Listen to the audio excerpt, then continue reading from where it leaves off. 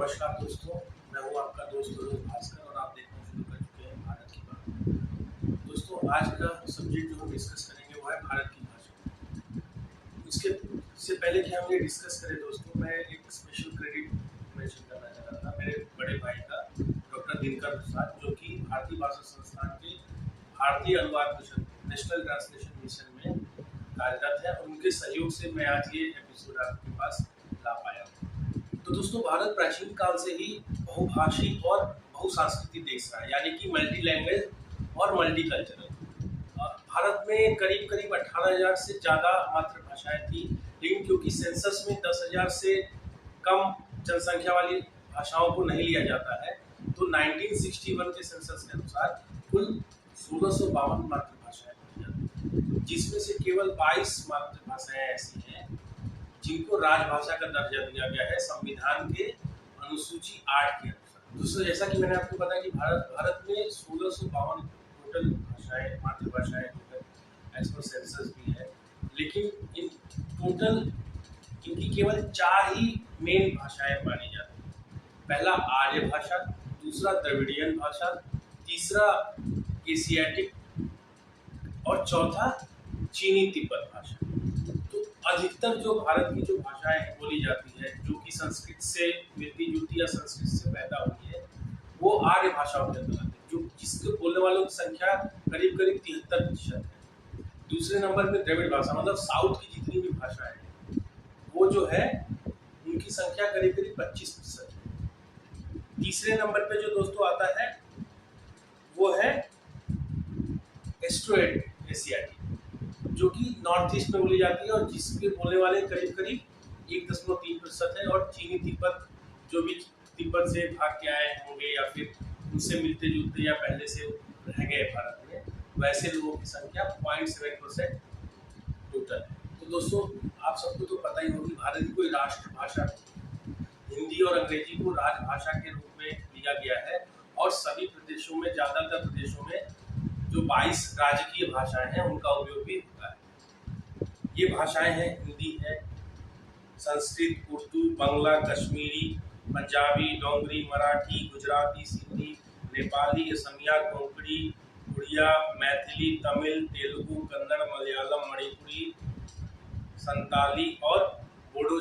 इसमें से जो हिंदी भाषा है वो भारत के सबसे बड़े भूभाग में बोली जाती है और उपयोग में लाई जाती है और धीरे धीरे पूरे भारत में इसका विस्तार काफ़ी ज़्यादा हो रहा है।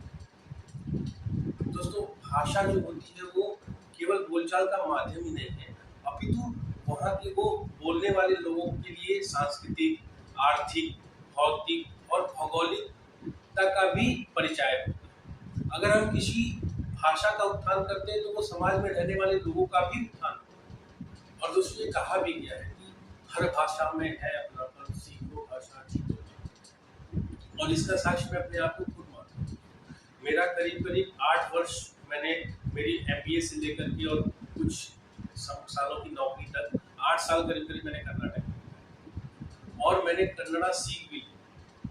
उसकी वजह से क्या हुआ, जब लोगों को पता चलता था कि ये तो बाहर यूपी वाला है और इतनी अच्छी कन्नड़ा बोलता है, तो ज़्यादा रिस्पेक्ट करते हैं। तो दोस्तों, जैसे कि मैं बात कर रहा था मातृभाषा, मातृभाषा होती क्या? ऐसी भाषा जो हम बिना प्रयास के सीखते हैं। जैसे कोई बच्चा पैदा होता है, वो धीरे धीरे बड़ा होना शुरू होता है, उसके घर में जो भाषाएं बोली जाती है वो एफर्टलेसली वो बोलने और सीखने लगता है। और भारत में तो दोस्तों कहा भी गया है, कोस कोस पे बदले पानी, 4 कोस पे बदले वाणी।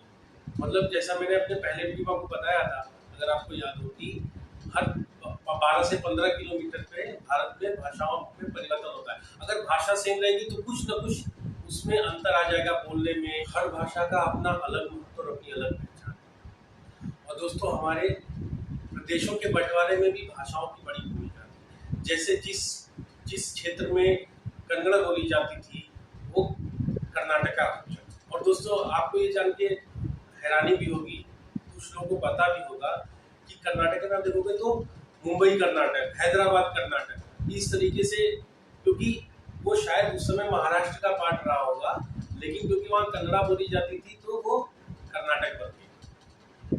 तमिलनाडु, वहाँ पे तमिल बोली जाती थी, वो उसका कुछ क्षेत्र जो है वो मैसूर प्रांत में भी हुआ करता, लेकिन क्योंकि वहाँ तमिल बोली जाती थी इसलिए वो तमिलनाडु।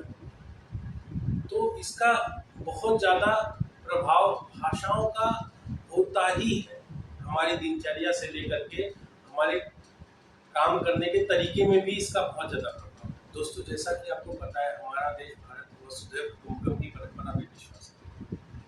अतः हम दूसरी भाषाओं संस्कृतियों को ना ही सम्मान देते वरन आत्मसात भी करते हैं, उसको सीखते समझते बोलते वैसे परंपराएं निभाते हैं। आप देख लीजिए आज की डेट में क्रिसमस हमारा त्योहार नहीं था, लेकिन हर हिंदू के घर में भी क्रिसमस मनाया जाता है। दिवाली हिंदुओं का त्योहार है, लेकिन उसको और धर्म भी मनाते हैं। ऐसे ही ईद मुसलमानों का त्योहार है, लेकिन हर हिंदू भी, बहुत सारे हिंदू अपने मुस्लिम दोस्तों के साथ ईद मनाते हैं। तो वैसे ही भाषाओं के साथ भी हुआ, संस्कृति सभ्यताओं के साथ भी हुआ। और जहाँ हम ये महसूस करते हैं और गर्व करते हैं कि हमारे यहाँ पे इतनी ज़्यादा मातृभाषा है, वही यूनेस्को के रिपोर्ट के अनुसार भारत में लगभग 197 भाषाएं ऐसी हैं जो विलुप्ति की कगार है। इनमें से जो प्रमुख हैं वो मैं आपको बता देता हूँ। ग्रेट अंडमानी, जारवा, ओंगे, आइमोल, अका, कोर्रेम, कोरगा, कुरुबा, तोड़ा इत्यादि। तो इतनी सारी जो भाषाएं 197, और इसमें से मैं आपको बताऊं कुछ तो विलुप्त हो चुकी है, क्योंकि इसमें से एक जो भाषा है उसकी केवल एक ही स्पीकर थी, लेडी, जिनके देहांत के बाद ये भाषा समाप्त हो गई। ये चिंता का विषय, जहाँ पर ये गौड़ भाषाएं विलुप्ति की कगार पे है, वहीं और अधिक जो इससे बड़ी संख्या में जो बोलने वाली मातृभाषा है वो उनकी भी स्थिति कुछ ठीक नहीं है। इसका जो मुख्य कारण है दोस्तों वो है अपनी मातृभाषा के प्रति हीन भावना। ये आपको मैं बताते चलूं, कोई भी भाषा अपने आप में अक्षम नहीं है, हर भाषा की अपनी ताकत होती है। और इसका दूसरा कारण जो है दोस्तों वो है स्थानांतरण, रोजगार के अवसर की वजह से लोग अपनी जगह से दूसरी जगह जाना, और सांस्कृतिक परिवर्तन भी इसका कारण है। तो दोस्तों, इसमें सुधार कैसे कर सकते हैं? इसमें सरकार के साथ साथ जो लोग हैं, जो वो भाषा को बोलने वाले हैं, उनको मिलकर के काम करना। सरकार इसके लिए बहुत सारे काम कर रही है। दोस्तों, 2020 की नई शिक्षा नीति में इस पर सरकार ने बल दिया है कि बच्चों की प्राथमिक शिक्षा जो है वो उसकी मातृभाषा में दिया जाए, और इस पर बहुत सारा गवर्नमेंट काम भी कर रही है। इसके लिए सरकार ने अलग अलग समितियां भी बनाई है दोस्तों, जिससे कि इसके लागू करने में होने वाली जो कठिनाइयां हैं, समस्याएं हैं, उसको पहचाना जा सके, उसके लिए एक रोड मैप तैयार किया जा सके। भारत सरकार ने मातृभाषा के महत्व को समझते हुए अधिकतर प्रतियोगिता परीक्षाएं जो है उसमें अभ्यर्थियों को उनकी मातृभाषा में उत्तर देने का विकल्प भी दिया। और इसमें भारतीय लोक सेवा आयोग यानी कि यूपीएससी जो आईएएस के एग्जाम कंडक्ट कराता है वो भी है। इसके अलावा मेडिकल से लेकर के इंजीनियरिंग तक के जो विषय हैं उनको भी भारतीय भाषाओं में ट्रांसलेट करने का काम बहुत जोरों से चल रहा है, ताकि ये सारे सब्जेक्ट्स को बच्चे अपनी मातृभाषा में पढ़ सके। और ये कहा भी गया कि अगर वो अपनी मातृभाषा में पढ़ते तो ज़्यादा अच्छा करते हैं। और ये दोस्तों, और इसका भी प्रूवन मैं आपको बता दूं, यहाँ से आपको पता है बहुत सारे लोग रशिया और यूक्रेन जाते हैं। आपने सुना होगा बहुत सारे विद्यार्थियों को यूक्रेन से लाया जो मेडिकल और इंजीनियरिंग की पढ़ाई करने के लिए जाते हैं। और दोस्तों, आपको जान के हैरानी होगी कि जो पहला साल उनका वहाँ पे बीतता है ना, वो उस भाषा को सीखने के लिए, क्योंकि वो इंग्लिश में नहीं पढ़ाते हैं, वहाँ की भाषा को सीखना पड़ता है 1 साल। उसके बाद वो एग्जाम पास करते हैं, तब उनका मेडिकल या इंजीनियरिंग में दाखिला होता है। इसके अलावा भारत सरकार विभिन्न भाषाओं से संबंधित केंद्रों का भी विकास करे, ताकि उन भाषाओं को और अधिक बढ़ाया जा सके। और बहुत सारे ऐसे कोर्सेज चल रहे हैं जहाँ पे सरकार आपको स्टाइपेंड भी देती है ताकि आप वो भाषा सीखें, जो कि एक सराहनीय कदम है। भारत हमेशा से बहुभाषी देश है, यानी कि मल्टीलैंग्वेज, और इसको ऐसे बनाए रखना हमारी जिम्मेदारी है। अगर बात करें कि सबसे ज़्यादा बहुभाषी लोग किस राज्य में है भारत की, तो वो राज्य है गोवा। दोस्तों, भारत में अंग्रेजी और दूसरी विदेशी भाषाओं के लिए लोगों का रुझान बहुत ज़्यादा है।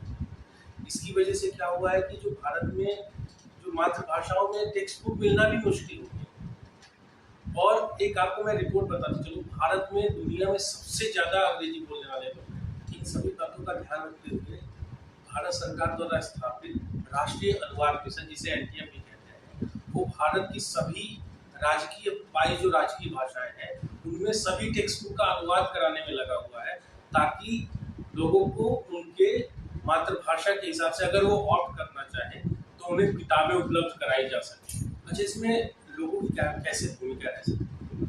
आप अपने बच्चों को अगर कोई फॉरेन लैंग्वेज या कोई स्पेशल भाषा सीखने देना चाहते हैं तो वो आप जरूर करना चाहिए, कर सकते हैं। लेकिन अपनी मातृभाषा पे जरूर फोकस करना चाहिए और अपना ये मेक श्योर करना चाहिए कि कम से कम आप अपने घर में अपने बच्चों से या अपने परिवार में मातृभाषा का उपयोग कर सकते हैं। मैंने देखा है, बहुत सारे मेरे पास एग्जाम्पल है।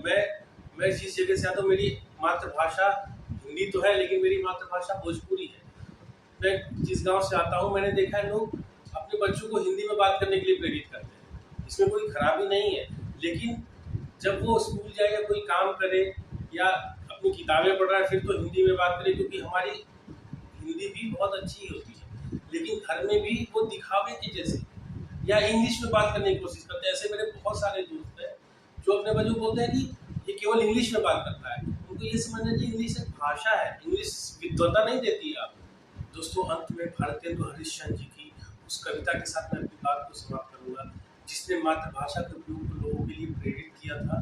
निज भाषा उन्नति है, सब उन्नति को मूल, बिन निज भाषा ज्ञान के मिटत नहीं है। दोस्तों, मेरे वीडियो को लाइक करिए, शेयर करिए, चैनल को सब्सक्राइब करिए। आपका बहुत बहुत धन्यवाद। नमस्कार, जय हिंद, भारत माता की जय।